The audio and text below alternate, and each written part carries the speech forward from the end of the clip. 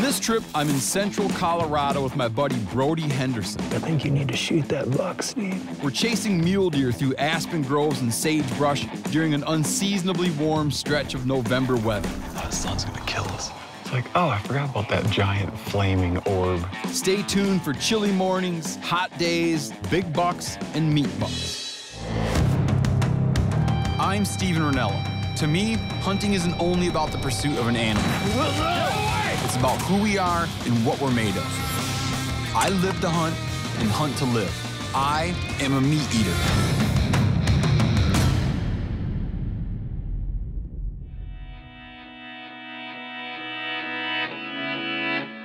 The White River National Forest of central Colorado. Here you'll find elk, moose, black bears, mountain lions, and what's gotten our interest, mule deer. My friend Brody is a blogger, fly fishing guide, and avid hunter who feeds his family on wild game. We're hunting Brody's home state, and he wants to take us a little bit beyond the more easily accessible hunting grounds. That requires a bit of a float. As most hunters and anglers know, river landings are a prime place to run into the local game warden. When we were younger, we'd always get a little nervous to see a warden's truck pull up. I suppose it's a sign of maturity that when I see a warden nowadays, I'm just excited to see what they've been up to. Officer Bill Andre has spent 30 years working this area. So you're doing some biology and some enforcement? Right. I'm a district wildlife manager. You spend about a third of your time on law enforcement, about a third of your time on biological stuff, which includes land use, and then the other third is spent really on education. From your enforcement perspective, when you go up to a guy, is your internal dialogue often wondering, did this guy make a mistake?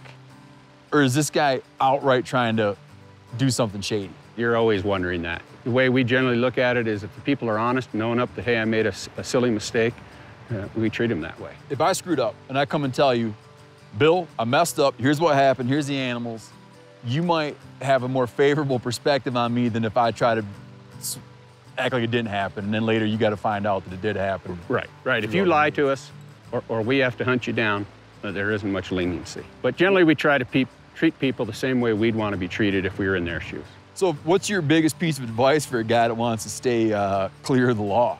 You read the regulations, and if you have questions, ask. So you find most things, if a guy had read the regs, most things you would have steered clear of trouble? Most. I mean, granted, most hunting regulations are complicated.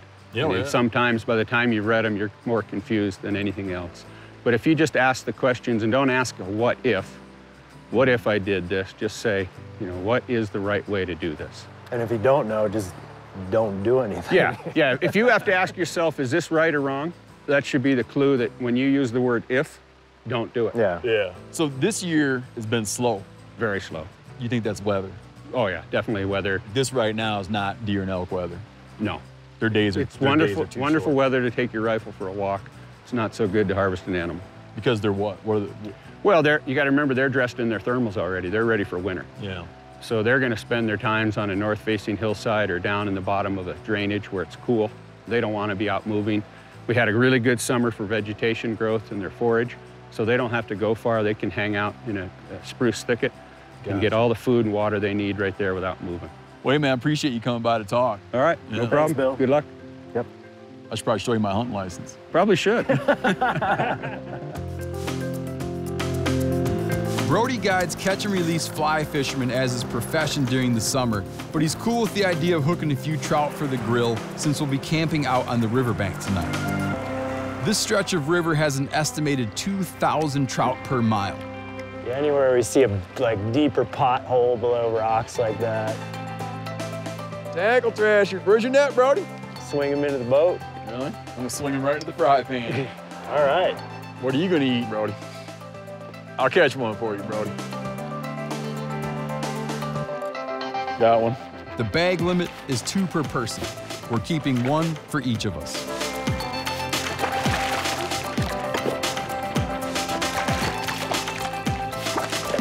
There we go. Nice big Colorado River brown trout. Nice.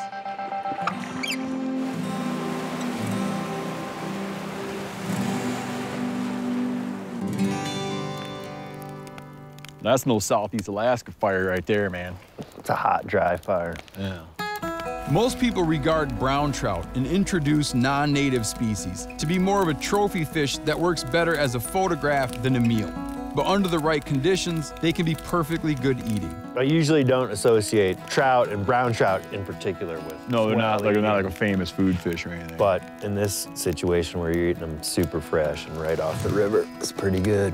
This one's as good as any trout you'd get in a restaurant. Yeah. You know? I've eaten bad browns. Those big, like 8-pound reservoir browns. Get a little muddy taste. Yeah, it's, you know, I mean, not bad, but it's not good. Right. So what do you think we ought to do tomorrow morning? I think we should be looking at lots of ground. Yeah. It'd be nice to have a 180 or 360. Yeah. I think if we get up on top of that ridge, we'll definitely have a pretty commanding view of a lot of country.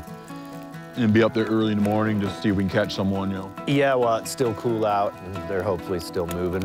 I'd definitely be interested in checking those aspen groves out. Like actually in the aspen grove. Yeah, I think so. There's a lot of food in there. There's shade in there. Mm-hmm. That's a big Colorado thing, aspen groves, man. Yeah, man. It's almost like a cult of worship around aspen groves in Colorado, man.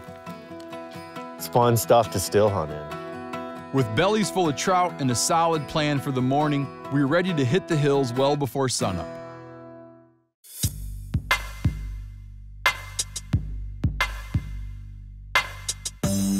In the dark of the night, we're hiking to a spot where we can get an elevated, panoramic view of the surrounding country. We're looking over some deep cuts, patches of mahogany and juniper, sagebrush flats, aspen groves, just about everything that makes for a happy mule deer. There's 2 bucks up there. They're like little spikers. I gotta imagine there's plenty of deer we're not seeing in those aspens, too. Oh, sure. This spot is ideal to glass from. We stick around this area a while to see if anything else pops up out of the aspens. There's a buck here, Brody. That's a really nice buck. His neck's all swollen up. You should go shoot that buck, Steve. It might be a little more complicated than that, but we can start that process. Yeah. Yeah, let's do it.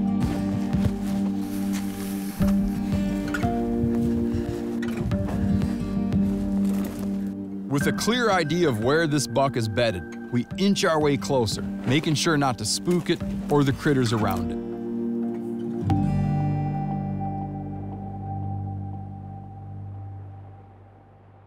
There's our buck. That's him for sure.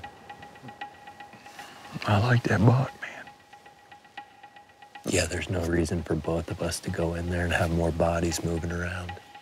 Yeah, let's not overcomplicate it. Yeah. When 2 people are hunting together and they each have a tag, it brings up the obvious question of who gets the first opportunity. We have a convoluted, not entirely consistent system to determine such things, in this case, to my advantage.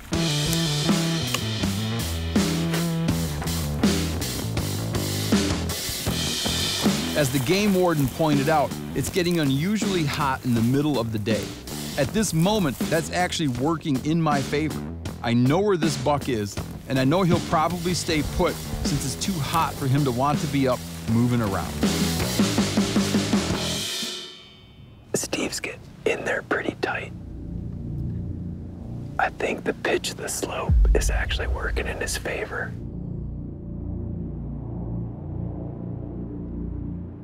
He can't see where that deer is right now. The deer can't see him.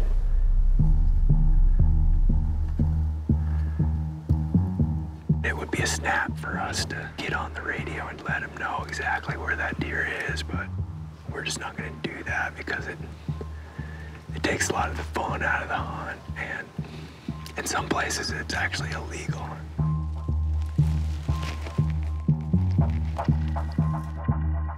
So Steve's moved in pretty close to where this buck is. He's well within rifle range, but it's pretty obvious watching him from here that he's not sure exactly where this deer is.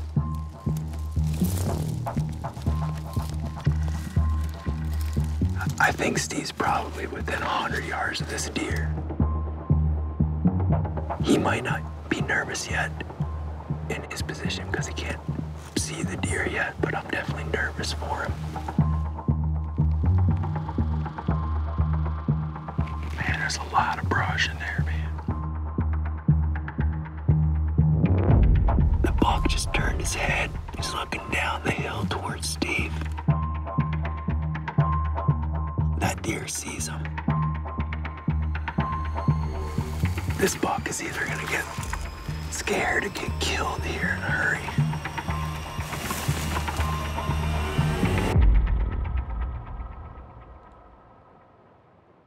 The buck is moving out into some much thicker aspen.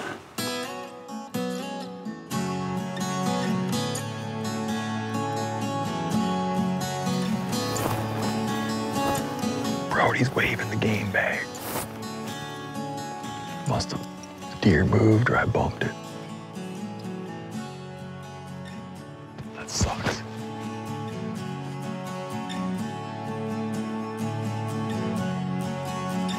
It looks like Steve's on his way back here.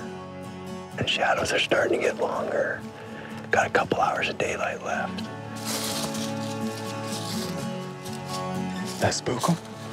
Yeah. I spooked him? Yeah. Right at the last minute? Yeah, you were really close to him. You can't see a thing in there, man. I didn't have a prayer. Unless he would have fed out, there's no way you could have ever sneaked a shot. Nothing. Yeah. I mean, I thought you took the right approach, but... I mean, I don't think it makes any sense to stalk them when they're bedded and that stuff. Right. We'll just push them further and further away and screw it up.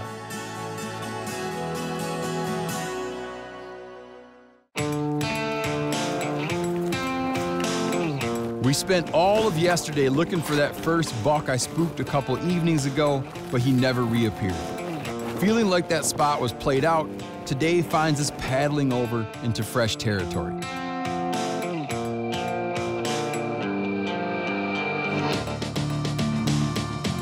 We get set up on another choice glassing spot where we can get our eyes on loads of land.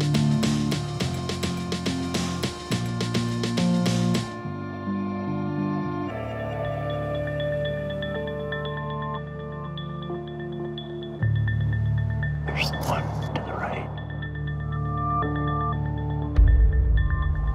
Yeah, it's a good buck. Definitely. Very good buck. That's a nice classic 5x4 right there. That's a sweet deer, man. Dude is just harassing her. If we take it easy, we have a very good chance of getting this buck. He's got a ton of does. He's not going anywhere. He's chased them around. There's a load of them in here. There's no other dudes in here right now. So we just gotta wait for a situation where you can move, being fairly certain you're not gonna be spooking deer along the way. And now the sun's popping up back there, which is gonna make it a little more difficult to look. Oh, the sun's gonna kill us. It's like the most predictable thing in the universe, but it surprises you. Every time, right when you're making a plan. It's like, oh, I forgot about that giant flaming orb 93 million miles away from here. Try to get somewhere where we're not getting blasted.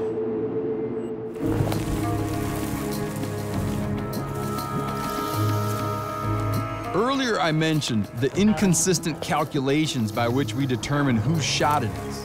Seeing as how I blew a stalk yesterday, Brody is up now. There he is. He's right behind that bed of dough. If I get a shot, I'm gonna take him. They're really interested in something down and to their left. It's two coyotes below them. They're spooking.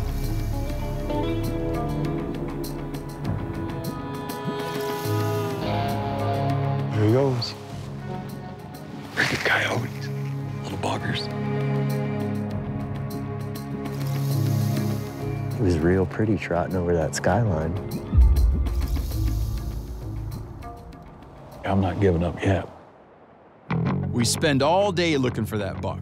We caught a glimpse of him slinking away over a mile off, but then he vanished. Now it's mid-afternoon with only a couple hours of legal light left, so Brody and I decide to split up. By parting ways, all claims on the next shot are abandoned. It goes to whoever finds it. The last I saw that buck, he was spilling down into that next canyon you can see off in the distance. So I'm gonna go over there. Maybe I'll find the buck, maybe I'll find the does. If I find the does, I'll just watch them and wait on him, see if he turns up.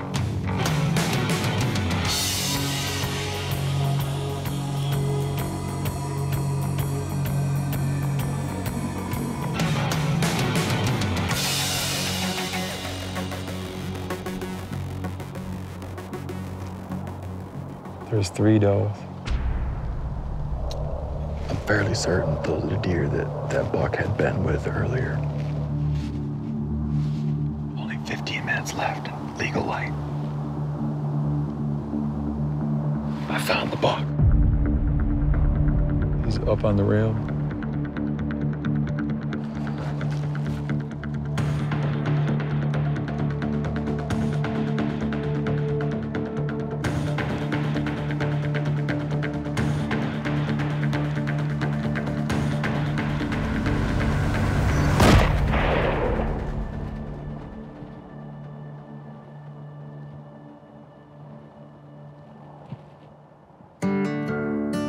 If that buck had showed up just minutes later, it would have been past legal shooting light. By the time I cross the deep gorge between myself and the deer, I have to search for him in the falling darkness. Oh, there he is, there he is. Oh, yeah. Oh, man, what a nice buck, dude. That was a cool, long chase. From getting on him this morning and having coyotes run him off, losing track of him again.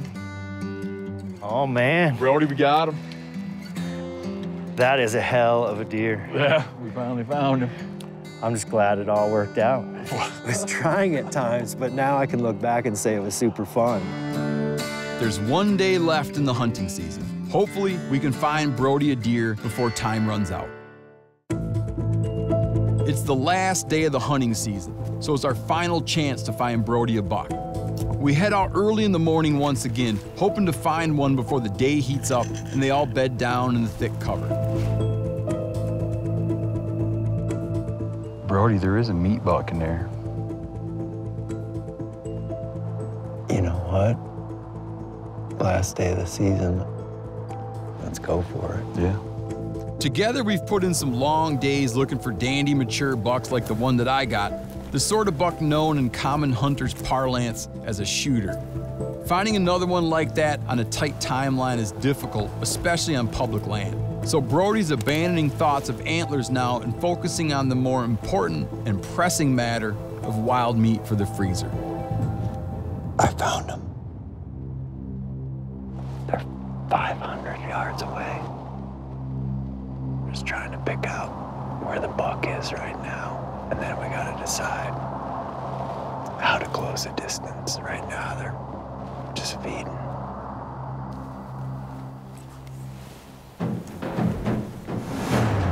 They start to move, and we see an opening to approach.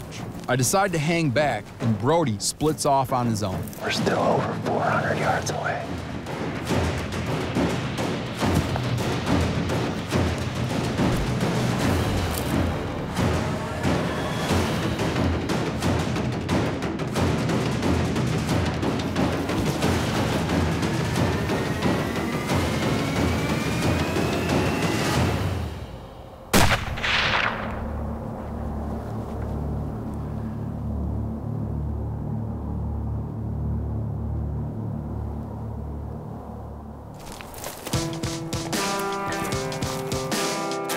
Little 1x2.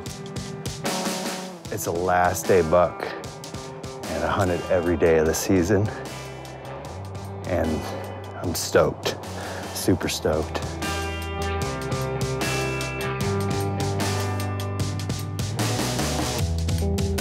Back in civilization, we have the opportunity to put to the test something that most hunters accept at face value. We always call these shooter bucks, and those are meat bucks, but it's misleading because a shooter buck is a meat buck. Yeah, more meat. I don't know if you grew up this way, but everybody, like when someone would shoot a small buck, Everybody go like, oh yeah, but that's a good eating buck. Exactly. That's how you console yourself. Right? Everybody says that, man. I say it sometimes too, but I don't know how true it is. Like the best way to tell, like we eat these raw. It's like a Pepsi challenge, right? Yeah. Who's the better buck? We're gonna make some gremolata. It's a very flavorful garnish. Yeah. A handful of parsley, lemon zest, some shallot, and it's just like a little topping that you sprinkle. Just add a little extra. So the shooter buck, see that just cuts nice. That's buck one, right? Yeah. Thin to win. That's buck one, that's shooter buck. And that guy, meat buck, so you gotta retrieve that same chunk. Feels different under the knife. Now, here's the thing, this is safe.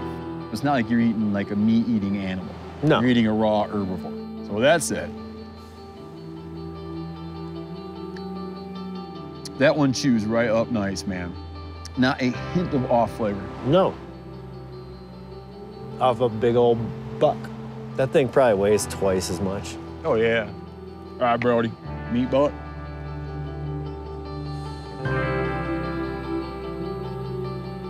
The aging absolutely makes a difference. This is tougher. It's harder to chew. It's not too tough, but it's definitely different. Dude, that gremolata makes it though, man. Yeah. Meat bucks and shooter bucks. One of both. It was a great hunt though. Nice long. It was hot and cold. It was boring and exciting. Some early mornings, Yep. big moons. I mean, I felt like we were never not looking at deer. No, we were always looking. I'll come back again, shoot a meat buck. Yeah. Maybe we'll reverse roles.